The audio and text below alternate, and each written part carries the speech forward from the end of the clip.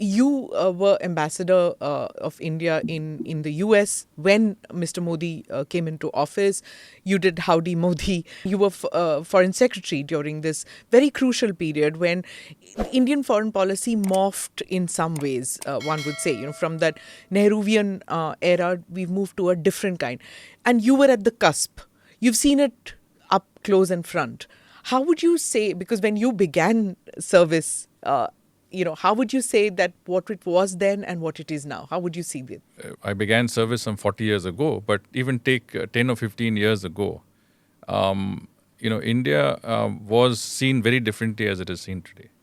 When I was in the United States, I had no problems of access to any level. Senators, governors, business leaders, even the White House, you would get access wherever you needed and whenever you needed. And that's because people had a genuine interest in India and the success of India. And Prime Minister Modi's own efforts to boost the relationship with the United States was very well known. So whether it was Democrats or Republicans, it was bipartisan support for a strong relationship with India. And I think it was a matter of great pride and satisfaction to me as ambassador of India to the world's richest nation and most, in some senses, the most powerful nation, that we were regarded so well across the board. We had a very successful Indian diaspora in the United States. The Prime Minister, I think one of the aspects that is important is that he not only had good relations with every president, right from President Obama to President Trump and now President Biden, successfully has had maintained very strong relations across the board with the US.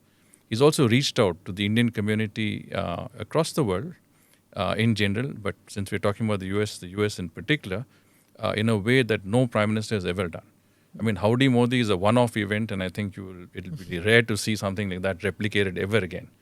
50,000 US nationals of Indian origin gathered in a part of the United States with the US President and the Indian Prime Minister addressing them, walking hand in hand to take a round across that stadium. An incredible moment of friendship and amity, but also a demonstration of the closeness of ties and the strength of the Indian diaspora. But Trump was an unknown factor for the Indian foreign policy establishment. Indian diplomats didn't know anything about him. His team that came in, was it a challenge initially to open talks with an unknown person completely? So Trump didn't belong to what you call the Washington Beltway politics. He was an outsider. He didn't believe in doing things the way it was normally done. And so his decision-making methods were different from normal presidency. So we had to find out what made him tick, what are the factors what are the inputs that went into his decision-making, how could you factor that in? And I think that took a bit of time and effort, but ultimately I think we did find that there was a way to reach out. Of course, there is no better way to reach out than at the top levels, but you need to reach out also at different levels of the administration, and I think that is something that we managed to find a way to do.